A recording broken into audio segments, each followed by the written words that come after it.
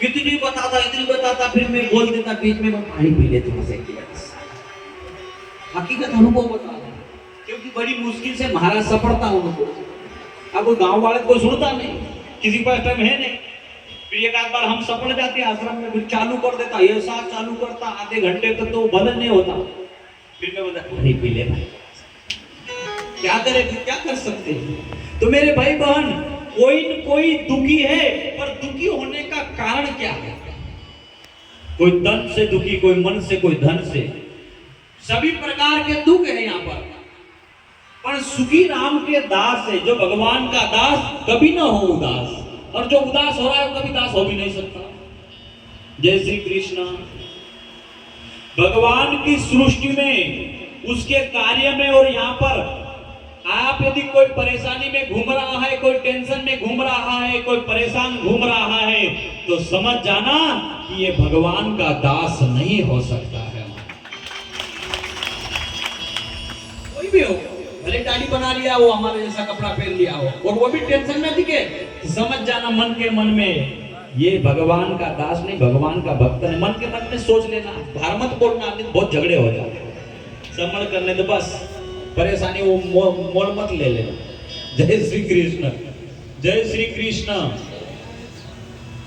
मैं ये क्यों कह रहा हूं मेरे भाई बहन, कोई सदगुरु, कोई महापुरुष, कोई वेद मुखी हो जाए, जीवन शास्त्र मुखी जीवन हो जाए, गुरुमुखी जीवन हो जाए ना, तो आप और हम जो कंडीशन से गुजर रहे हैं ना, इस कंडीशन से हम निकल पाएंगे। सबरी की खोपड़ी का इलाज हुआ। जय श्री कृष्ण। समझ सको तो मेरे बातों को, झोपड़ी की बात नहीं हुई थी, झोपड़ी वाले तो दुनिया वाले कर रहे।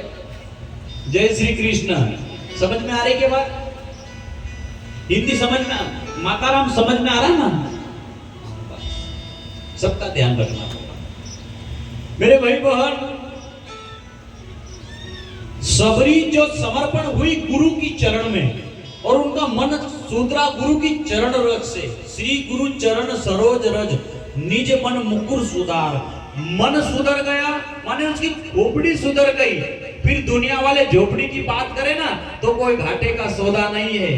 पर यदि हम पहले से झोपड़ी की बात में लग गए ना, और खोपड़ी यदि सही नहीं है, तो सोने की लंका में भी परेशान नजर आओगे आप। तो मतलब क्या हो रहा है? इलाज क्या करना चाहिए? जय श्री कृष्ण। कंडीशन क्या होना चाहिए? जय श्री कृष्ण। मैं अक्सर कहता हूं कि झोपड़ी की चर्चा मत करो, खोपड़ी की चर्चा करो। और मां सबरी की जो बात हुई थी, उनका जो मन है, उनकी बुद्धि और जो चित्त है मेरे भाई बहन, गुरु ने मंत्र दिया और उनका मन सुधारने का काम किया, उसकी खोपड़ी सुधर गई महाराज। तो जिंदगी भर जो गुरु ने कहा उस रास्ते पर चलती रही। कभी ये नहीं आया कि इतने दिन हो गए, जवानी निकल गई, बुढ़ापा आ गया, पर अब तक तो राम नहीं आया। ये संशय नहीं पैदा हुआ। जहां समर्पण होगा और जहां मन सुधरावा होगा, वह संशय नहीं आएगा। एक बार जीवन समर्पित कर दिया तो गुरु के वचनों पर जो टिक गया महाराज, गुरु आज्ञाई शिष्य से परम मंगलम के सूत्र को सामने जिसने रख दिया महाराज, वो कभी शिकायत नहीं करेगा। वो तो धन्यवाद से भरा हुआ जीवन उसका नजर आएगा मेरे भाई। ये चीजों को सुनो मत, इसको पियो महाराज। आप और हम इस चीज को यदि पीने लग जाएंगे, सबरी की एक ही बात को ध्यान रख लेंगे कि सबरी का जो नींव है, जो गहराई है, वो जो स्तंभ है, वो क्या था? गुरु था हमारा। मतंग ऋषि ने कह दिया था कि भगवान राम आएंगे, तो पक्की बात हो गई। तो गुरु ने झोपड़ी की बात नहीं कही, खोपड़ी को सुधारने का। और मेरे बापूजी भी आप और हमारे मन को सुधारने का काम किए, और उसी कड़ी में ये भक्ति सभा को लेकर आए, ताकि इस सभी मानव के मन बुद्धि सुधर जाएगा तो उसका जीवन सुधर जाएगा। कितनी भी कठिन परिस्थिति आ जाए, पर इंसान मुस्कुराता हुआ नजर आएगा।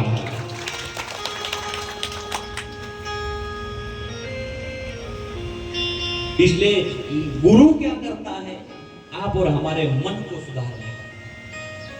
दुनिया वाले बोले मेरे झोपड़ी के भाग खुल जाएंगे। मैं नहीं कहता, मेरे तुम गारंटी में नहीं लगती। आप कितना भी अच्छा महल बना लो और आपका मन अच्छा नहीं तो आप वहां सुखी रह लोगे क्या? बताओ, ईमानदारी से बताओ। आज अपने घर में बात चल रही है, आप सुखी हो जाओगे क्या?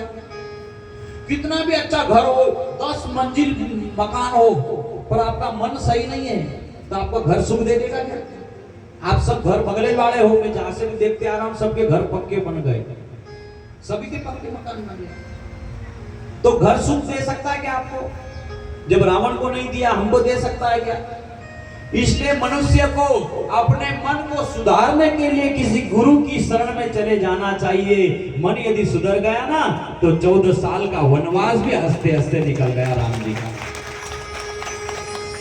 मैं हर बार इन विषयों पर चर्चा करता हूं। कई लोग भगवान की सृष्टि पर भी प्रश्न चिन्ह उठा देते और चिंता कर कर चेहरा लटका कर घुमा करता है। कभी सक्सेस नहीं हुआ तो परेशान हो जाता, फसल नहीं आई तो चिंता कर लेता, कोई शांत होगा तो परेशान हो जाता है। तो मेरे भाई बहन, आज सूत्र को सामने रखते हुए हम आज की जो ग्राम जामली में जो भक्ति सभा चल रही है, मैंने रात को भी मैं कल इंदौर में सत्संग था मेरा, मेरे को तो इंसान ऐसा नजर आ रहा है कि बाली की तरह आदमी है महाराज। बाली के साथ खींच लेता था, बल खींच लेता, पर ये जितने भी खोपड़ी वाले ना दूसरे के गुण और अवगुण को खींच रहे कि नहीं? बोलो ईमानदारी की बात। जहां बैठता वहां चालू हो जाती केसीट, पता नहीं कौन सी केसीट घुमा रहा हो, एक दूसरे की केसीट चालू हो जाती है। इसलिए मेरे भाई बहन, आज मैं आपको व्यासपीठ से कहूंगा, बापूजी का संदेश लेकर आया हूं। आप बाली बनने की कोशिश मत करो। बाली मारा चला गया था महाराज, उसी तरह आप भी मारे चले जाओगे। इसलिए हम परदेसी पंछी रे साधु भाई, इन्हीं देश रहना है, हम यहाँ के नहीं है। और बाली जैसा मत करो, लोगों के गुण अवगुण में अपना समय मत खराब करो। अपनी जिंदगी की केसीट को संभाल के रखो। इतनी अच्छी खोपड़ी दिया है और पूरे गांव का कचरा भर रखा है इस माथे में, वो तो ऐसा न वो तो वैसा। और तेरे अच्छे पूरे करने से वैसा हो जाएगा, क्या लेना देना? उस केस में तू वकील मत बनने जा। मेरे भाई बहन, आज का जो सत्संग है, आज की जो भक्ति सभा है, ये झोपड़ी की बात नहीं करेगा पर खोपड़ी की बात करेगा। इसका इलाज होना बहुत जरूरी है हमारा। हर आदमी इसी के दूसरों के कारण परेशान है धरती पर जाकर। 80% लोग दूसरों के सुखों के कारण परेशान। सही बात है कि नहीं? इसलिए मेरे भाई बहन, आज की जो भक्ति सभा से मैं बापूजी के चरणों को याद करते हुए बापूजी के विचारों को आप तक पहुंचाने का काम करूंगा। हे प्रार्थना गुरुदेव से स्वर्ग सम संसार हो, तो बोलने से नहीं होगा। आज से ये संकल्प लो और मन में ये भावना लगाओ कि सिया राम मैं सब जग जानी, करो प्रणाम जोरी जग पानी। सबको सिया राम मैं देखो ना, वो गुण और अवगुण बाली जैसा देखने लग जाता है। ये अच्छी बात है क्या? बताओ ईमानदारी से, अच्छी बात? पर हर आदमी ऐसा काम कर रहा है कि नहीं? तो इसको डॉक्टर की जरूरत है, और वो डॉक्टर है मेरे बापूजी सदगुरुदेव भगवान। तब जाकर मन सुधरेगा और सारी दुनिया उसको अच्छी नजर आने लग जाएगी। इसके लिए बापूजी के चरणों को पकड़ लो, आपका मन सुधर जाएगा, पूरी दुनिया आपको खूबसूरत नजर आने लग जाएगी।